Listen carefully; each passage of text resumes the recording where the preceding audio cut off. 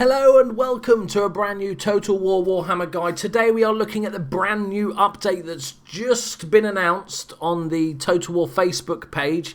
They had a little chat about it here, but what I'm going to go through is the details of the update, what it changes, and my thoughts on it. I'll even leave a link in the description so you can jump to the wiki page and have a read through for yourself. But I'm going to go through it personally and see what I like, what changes I don't like, what effect I think this is going to happen on the game. So let's have a look.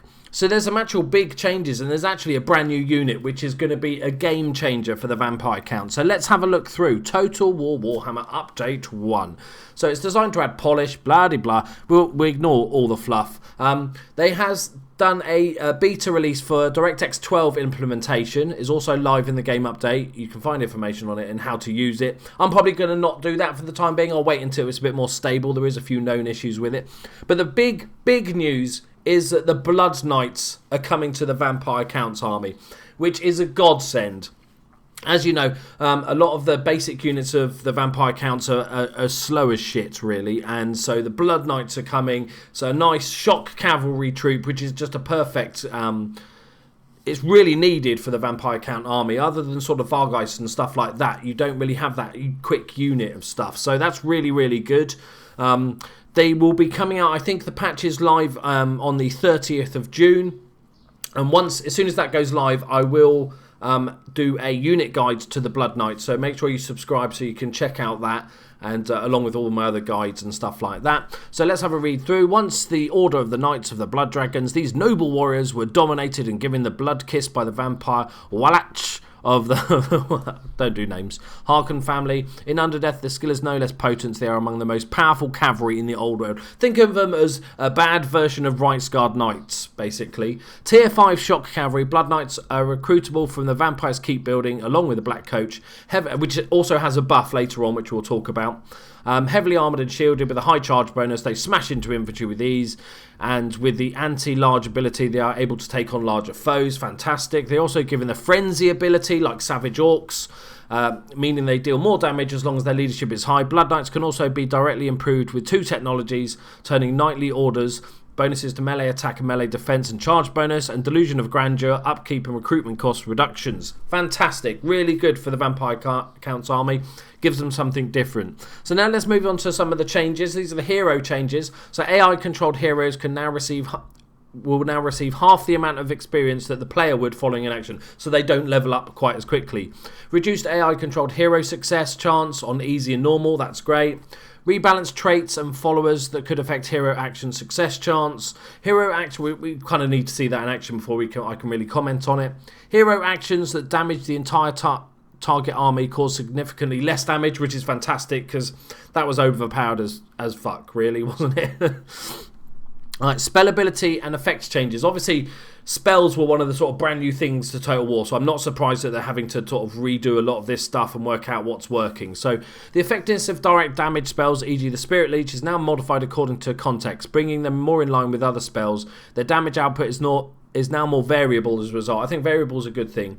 In multiplayer, all players will now begin battle with the same but randomly determined starting winds of magic. That's as it should be. That was a stupid change that some guy would have a lot more spells to cast than the other one. It's just instant benefit. It makes no sense. Tweaks to hit point regeneration and resurrection effects are tweaked to be more effective and have longer durations. The Invocation of Nehek will now replenish the maximum HP of entities revived by it, which is really good. That whole spell line, the resurrection and the heal spells for the Vampire Counts, is always quite confusing. So now at least we know if you resurrect a guy, he's on full hit points. The frenzy ability will no longer target allies in range. Improvements to vortex building interactions, that's just a little sort of improvement of life stuff. Movement, charge, speed abilities now have longer duration. That's a good thing, I think. They were too easily... pretty much every charge you could use the ability. It should be more of a one-shot thing or a couple of times a battle that it's useful. Madcap Mushrooms now has the correct miscast effect. Yeah. I haven't used really that many Goblin Shamans, the Night Goblin, so I'm hoping that's a fix. Who knows? Update to lightning, so it now damages buildings. Solheim's Bolt of Illumination, which is the Luminarch of Hish, the big sort of weapon on top, is now stronger and better against me. That's really good because I didn't find the Luminarch that useful. Satchel charges should no longer explode in midair. That's a good thing. There's a couple of units that have that. The Dwarf unit has that. Updated the Chaos Lord abilities and rebalanced the initial recharge of their abilities. Manual aim alt on spawn abilities such as Raise Dead now previews proxies in the correct place on the ground. Okay, that's cool. Added a target arrow to show the range of spawn abilities such as Raise Dead. That's good. Fixed an issue with inconsistent firing arcs for magic on walls during siege battles. Fixed the target arc location orientation of area effect spells on the battlefield. For any AI present on the battlefield will know... Well, present even. For any AI present on the battlefield will now no longer assume control of units that the player has spawned with abilities such as Raise Dead. Okay, I think they're all sort of, most of those are just sort of bug fixes and can only be a good thing. So these are what we wanted to know. I think you expect bug fixes for the next year of the game, is just lots of little improvements to make things work how they really should have in the first place. But unit balances, these are always going to be the ones that are argued as to whether a certain thing is worth it or not. So with Bretonnia, as we know, they're not a complete faction, but I'm assuming in the next DLC they will become the first sort of new faction, fully new faction. They need filling out lots more units. So the Grail Knights have bonus hit points, or more hit points, better charge bonus. They do a little bit less damage, and they do a bit more armor piercing damage. Luen Bequeath, murdered that. Melee attack, plus melee attack. Trebuchet, smaller hitbox versus projectiles, and men at arms, spearmen men at arms just got slightly less armor. I think that's okay. I haven't played too much multiplayer. And with my campaigns, I kind of just sort of ran over the Bretonnians quite early on. I think to make, obviously, the big thing for me will be when they make them a playable race and have them fill out their unit roster. They need a ton more units. But that's good. Right. So let's have a look. Chaos Warriors, Chariots. They're cheaper. I think that's a good thing. They're quite expensive units for what they do.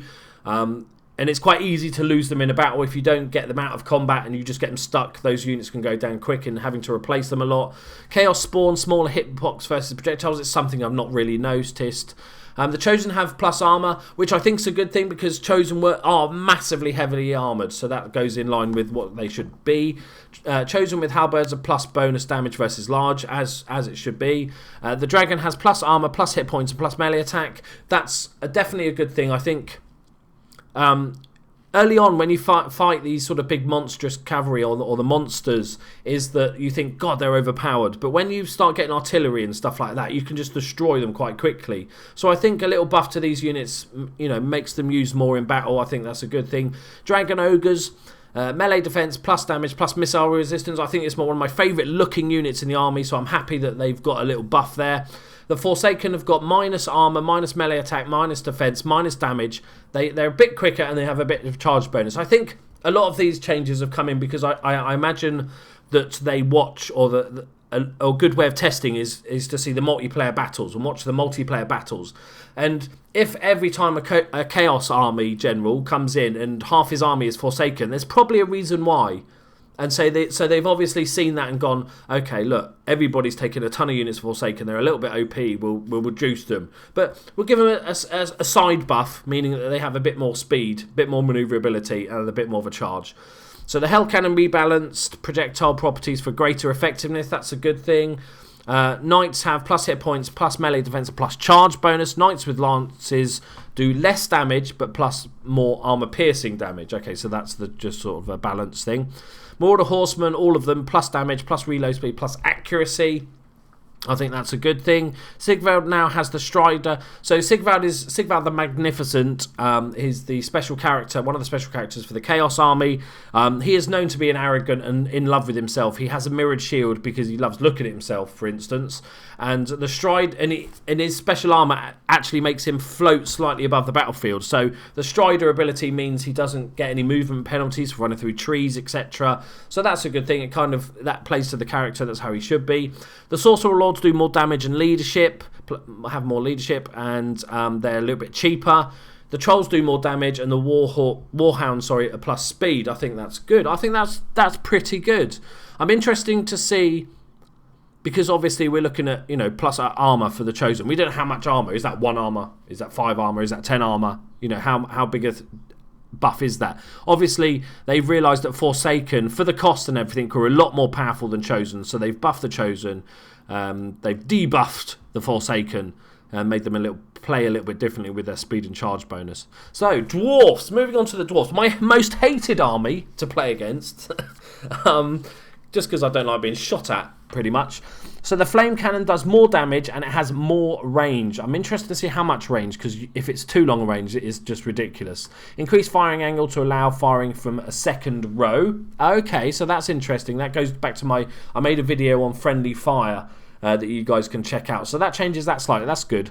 The Gyrocopter and the Gyro Bomber plus mass, so they're bigger. Tweaks the chance of playing hit reaction animation. Tweaks to projectiles that result in slight accuracy increase. Okay, that's mainly sort of bug fixes more than anything else. But plus mass, I suppose, helps with hitting the fucking thing when you're shooting at it.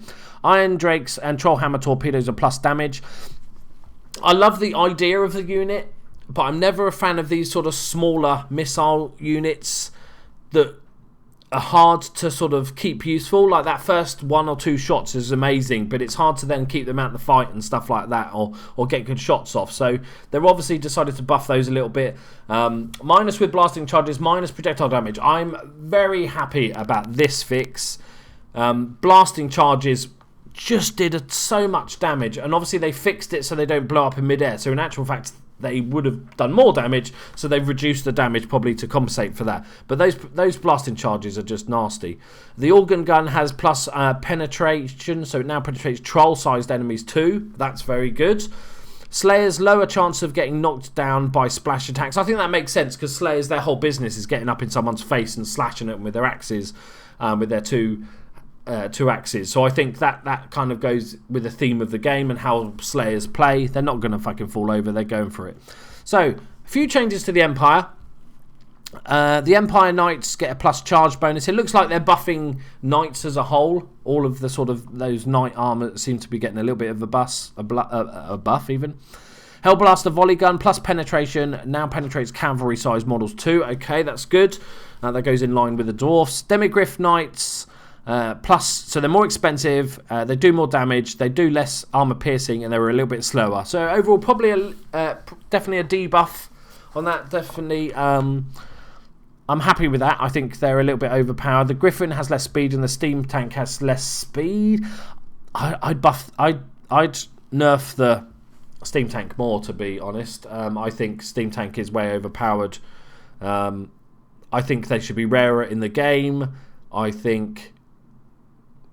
just think that they could still do with a buff, but maybe next patch.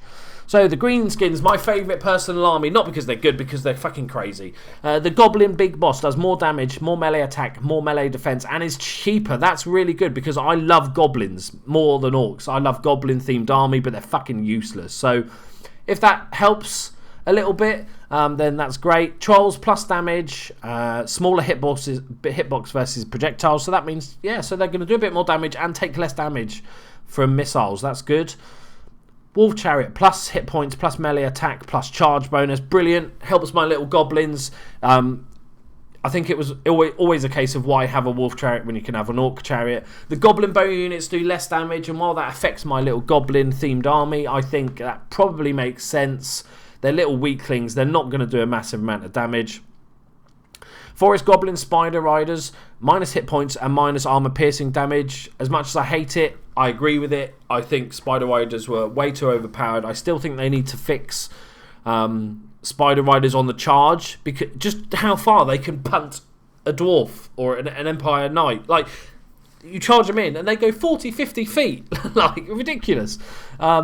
But yeah, I think that's okay. They're a relatively cheap unit, and so they shouldn't be that good. Savage Orcs, so they've got minus leadership, which, okay, that hurts them, doesn't it? Because leadership's not great. It is painful at the best of times, but also because of their frenzy, losing it when they're wavering, that means obviously with less leadership they're going to waver quicker. So that is quite a debuff. Minus melee attack and minus charge bonus. So that is quite a dent if you, like me, enjoy your savage orcs. That's quite a nasty one. I'm interested to see how much they drop the leadership by. So the vampire counts. The Banshee now has terror, as it should have in the first place. The black coach has been buffed. It's got plus melee defense, plus armor, and plus attack speed. I think that's good because it's a unit that you only get much later on in the campaign, and I think it should be a powerful, powerful unit. Black knights have a better charge bonus. The Cairn Wraiths, Hex Wraiths, Banshee rebalance for higher physical resistance.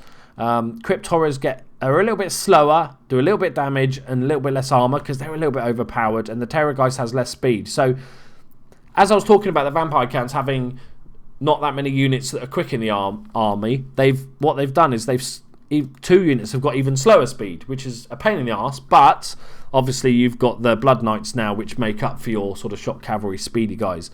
So let's have a look at the battle AI. I would say overall I think that they're pretty good balances. I like the fact they haven't gone too overboard with the changes. It's kind of let's do these sort of minor changes and then we'll see how it gets on. Let's not go, because what a lot of games tend to do is nerf what they considered overpowered unit, and then it's ridiculously shit and unplayable, so then they have to then buff it back up. So that's a good way of doing it. Just do minor changes, see how we go. Okay, so let's look into the battle AI. Improved siege AI's unit selection when deciding to attack city gates, so that missile-heavy AI armies can have a better chance of being successful. I think that's a good thing. I think the sieges aren't very good in this game, to be honest. Siege AI will now attempt to assault the gates even if they only have missile units. That makes sense because you're not just going to sit there. Increase the width of the walls.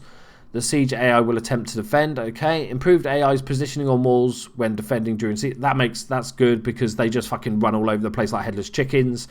When the battle AI decides to switch from defense to attack, it will fully commit instead of sometimes trying to pull back and defend again. That makes sense. All or nothing approach. Fixed an issue that sometimes prevented the attacking siege's AI units flying from engaging. Good. Fixed an issue that could cause the defending battle AI to unnecessarily move a few meters forward at the start of the battle. Okay, good. Not knows that, but that's brilliant. Updated the Vampire Counts army templates for the AI to improve army quality. Okay, that's good.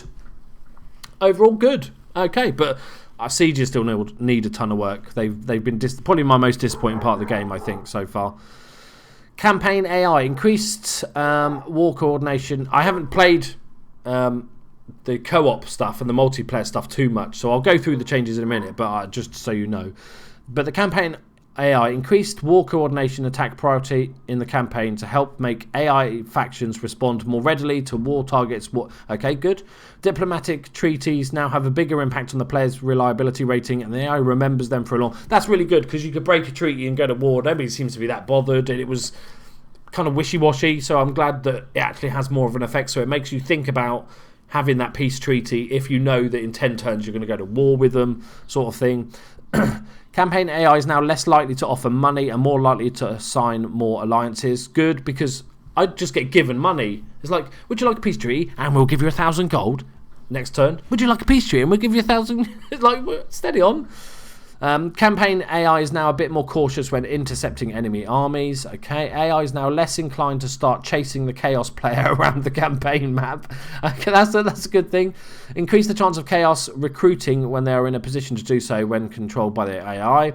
Change late game Age of Peace AI behavior to make AI factions more aggressive and unreliable. As a result, they are more likely to return to the pre-chaos status quo, breaking treaties and turning against each other. Also increase the great power penalty at this stage of the game. That's really, really good. I think that just mixes the game up a lot more. Good. I'm quite happy with what they've done so far. So I'll just go through these ones quickly. Like I said, I haven't played too much multiplayer. It's not really my thing. I don't buy Total War to play multiplayer. Unit rebalancing across all races. Obviously, that's going to be a big thing. Added 5 new multiplayer maps. Always a good thing to have more maps. Fixed an issue in quick battle where players stick up and change factions very quickly, leading to mixed up units and factions. Okay. When playing a cooperative, when playing a cooperative multiplayer campaign, if a player has a war army, their cooperative ally can no longer target their war and attack it. Fixed the multiplayer campaign progression blocker, which occurred if a green skins player had a war when blah blah blah. I'll let you read the rest of this because I have no comment on it really. I'll just see if there's any big one.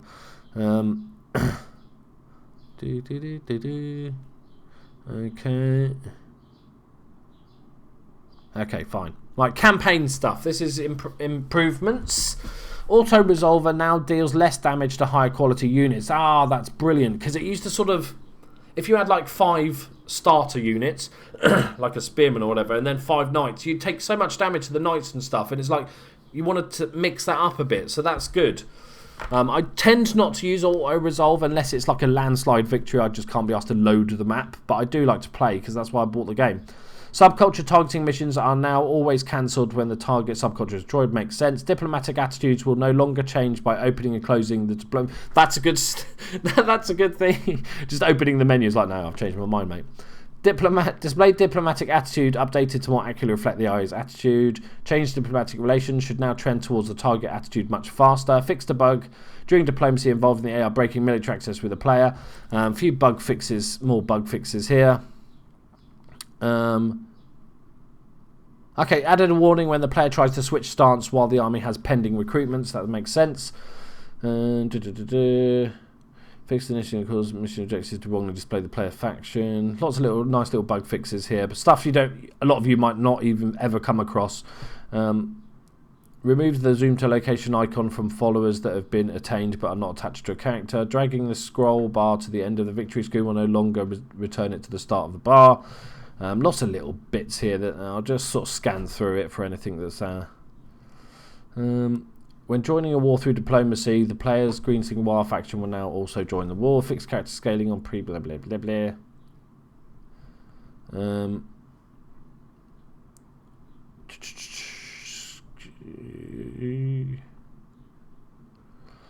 Tweaking the lighting on the lots of little bug fixes that aren't really important.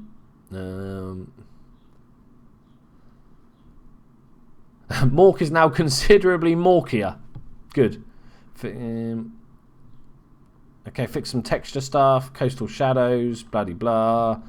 I'll let you guys go through this. Like I said, I'll leave a link in the description for these sort of... Jesus, there's a lot of little fixes. Goblins are more now ticklish. I think that's the big news. I think that's the big thing that's going to come out of this update. Goblins are now more ticklish. I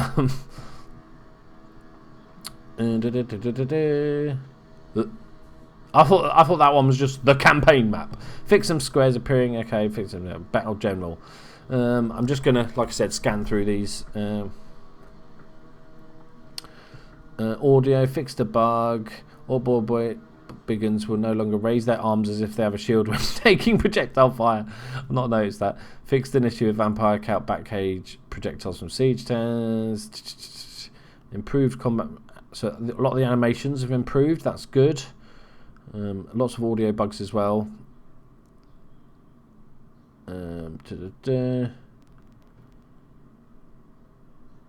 You've come so far. Don't give up now. I like that. I like some little Easter eggs. Gork is now appreciably gorkier. There you go. I appreciate little Easter egg stuff like that. It's because they know all this is boring as shit, so they're like, just add some fun stuff in there. Okay, technical stuff. Just to see if there's any big stuff. Fixed an issue with Korean font rendering. Okay, good. And the DXX issues. So there you go. So lots of little bug fixes. Like I said, the link to this website is in the description of the video. Obviously, the big news is the basic upgrade on knight type troops from most of the armies.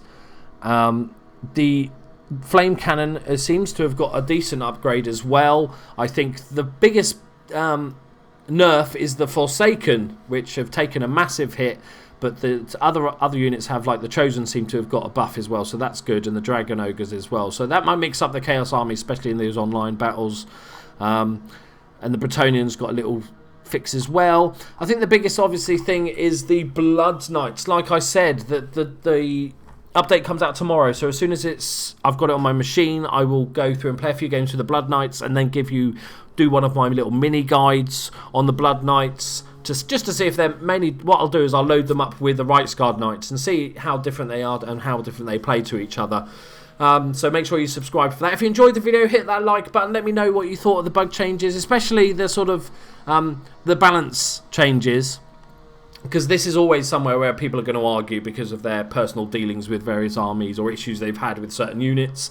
But let me know what you guys think in the comments. Hit that like button if you enjoyed. Hit the dislike button if you didn't enjoy. That's fine as well. And I'll see you in the next video. I love you all. Bye-bye.